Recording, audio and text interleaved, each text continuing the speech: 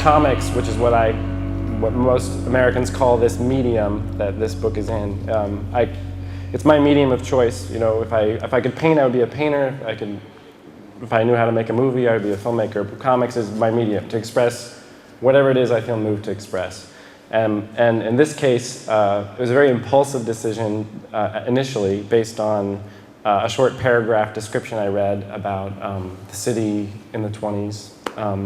Very colorful description, you know, talking about the jazz bands played and there was fighting in the streets, and it was a very evocative description. And I read this small paragraph and decided instantly that I was going to write a 600-page comic book about it. That was 12 years ago.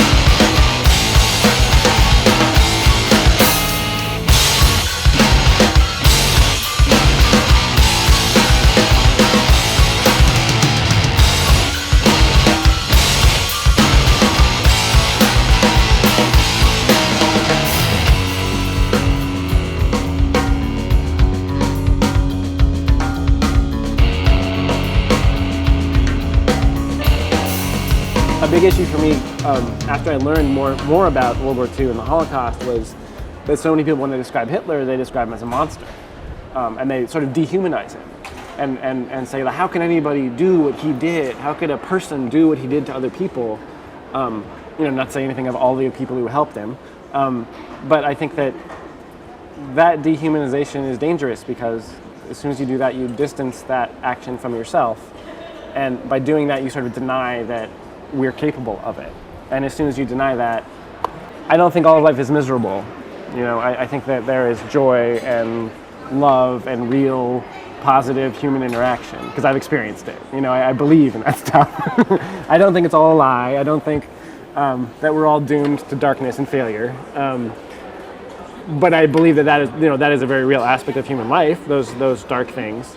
And I think one of my goals here was to try to really show the spectrum, to show the range of human experience and of life as much as I could. Throughout the second volume of Berlin and the book I wrote about Houdini, they're both set back in time and at a time before mass media, so there's a lot of people standing up and talking to crowds, and the power of words, spoken word, and performance in manipulating and affecting a group of people is a kind of strange power, a strange effect, like a magic of its own, like you're saying, a dark magic perhaps, depending. And all of those things, are kind of a, I don't see very, the distinctions between those things are not hard. I feel like it's a continuum, that they bleed into one another, that you can manipulate people and perform magic in front of them. You can deceive people with their willing participation in the deceit, and you can deceive people with them not knowing. They're like two sides of the same issue. The specific reason I think it had that was such a hot spot was that with the collapse of the monarchy, there was a vacuum, And that transitional state between a monarchy where essentially one person, symbolically one person, is telling you what to do, which is a state of mind a lot of people actually want. They desire that, which is one of the reasons fascism has been successful. It's because a lot of people just want to be told what to do and not have to think about it. So the monarchy dissolves, and then all of these forces come in there to try to force their idea about what should happen next. You know, whether it's a republic or communism or you know, a more strict socialist program. There's just all these different other ideologies kind of sort of filled that void and started fighting it out over who was going to emerge victorious. Sex and drugs is what sells comics.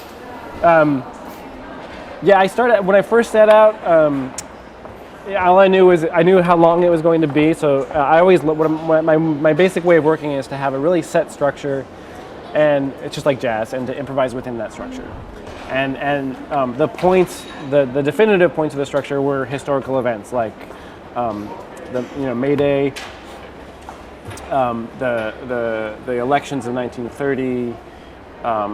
And essentially when Hitler assumes the chancellorship, those were the three main junctures of the story, the three main sort of, you know, tent poles that the tent is hung over, and then sorting out what happens between those points with this cast of characters is the part that I really feel out from moment to moment.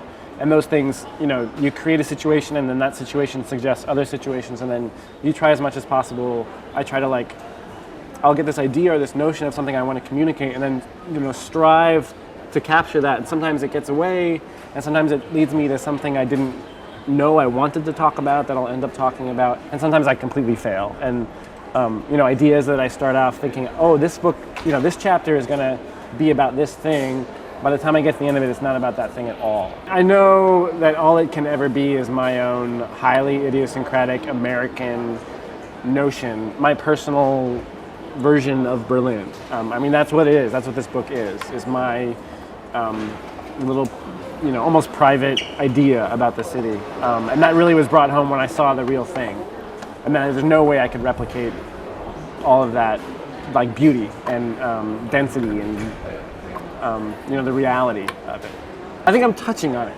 You know, it's like, and I think that, you know, having a positive response from somebody who lives there is like a wonderful reward for that effort. But and that's very gratifying, because I feel like in my efforts to try to find something true, whatever that may be, I'm having some success. So, you know, that kind of response is great. Now, my first visit there was it was a surreal experience, because I had this idea about the city, and then the first time I took a train in and seeing it all real, it was really like a dream. It was like, because it was in color, which, you know, I don't think that way when I make this book. It's all black and white.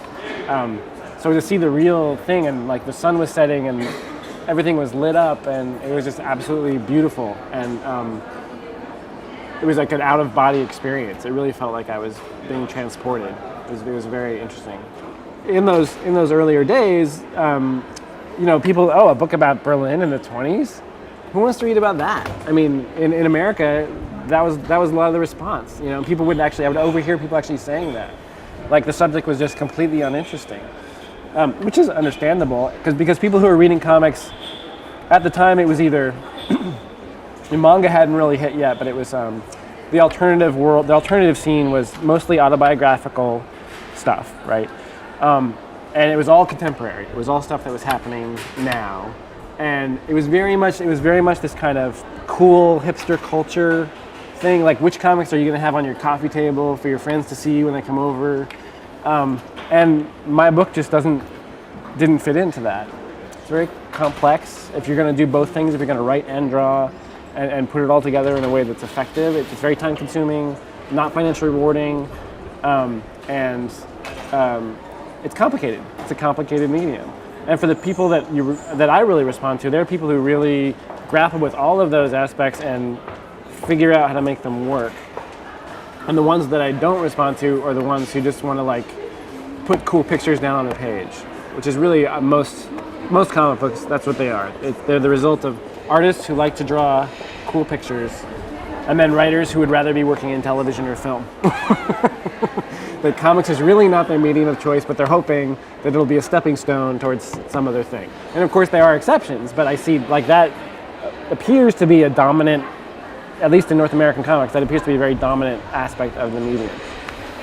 You know, there's this whole notion of the avatar, this kind of blank main character who you as the reader are supposed to easily identify with, and then you get to be them through the story. And it's something like, when people talk about Tintin, they talk about it that way. Like Tintin is not really, doesn't have any real personality, right? But he is the person that goes through on that adventure, so you as a young child get to have that experience.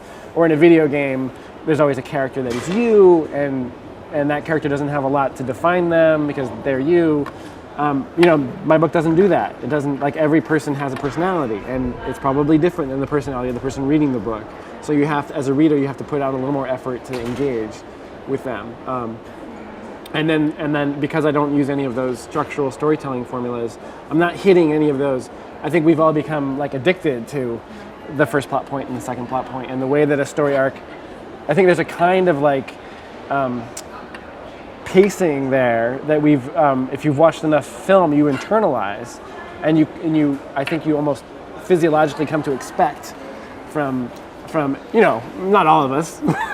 The reason people looked at Hergé, at least the reason I did, is that the way he used comics to tell a story, it's not the story itself. I mean, as a kid, those were great. Adventure stories, very fun, whatever. But when you actually look and you deconstruct how he assembled the comic book, how he chose, if you read a Hergé book, all of the movement is from left to right. The characters always move from left to right. And you read words from left to right. So there's like this momentum that like carries you through every single page. And one of the reasons, you know, people talk about the clear line style and how his beautiful art is like part of the reason that those books are so popular, and that's certainly a factor. But the real reason, I think, is that there's basically like a little engine inside every Tintin album that almost turns the pages for you. And it's because everything moves from left to right. At the bottom of every right-hand page, there's like a little, like a cliffhanger, a little moment of suspense where you have to turn the page to see what happens next. And those two things, those really basic two things, which are things that I teach to my students every year, those are the reasons I think Tintin has the lasting popularity that it has. Like when people read a Tintin book, even though they may not be engaged with the story and maybe not even remember it like 10 minutes after they've read it, often they just can't help but compulsively turn those pages and consume it. And that very simple mechanical aspect of the medium is really what I learned from Hergé. I mean, I adapted some of his visual, you know, approach, like this kind of relatively objective, clear line way of looking at the world. I adapted some of that, but the thing I really learned from him was how he engineered a book, as opposed to how he put that polish on it. The polish was much less interesting. Just this, like, you have two pages and they're there, and you can look at them. You can take as long as you want to look at them. Yeah. You can look at a panel here and then go back and look at a panel here. It's like a map in a way. You know, you can remember something and flip back a couple of pages and find that repeated image. It's much more, I mean, obviously you can fast forward and rewind with a DVD, but there's something more, this is a very concrete material thing. And I think that it has a shape that as you read it, you get familiar with the shape and you can manipulate it. And then there's this, like a page turn is a cut. And it's a physical aspect of the book that you can actually make use of.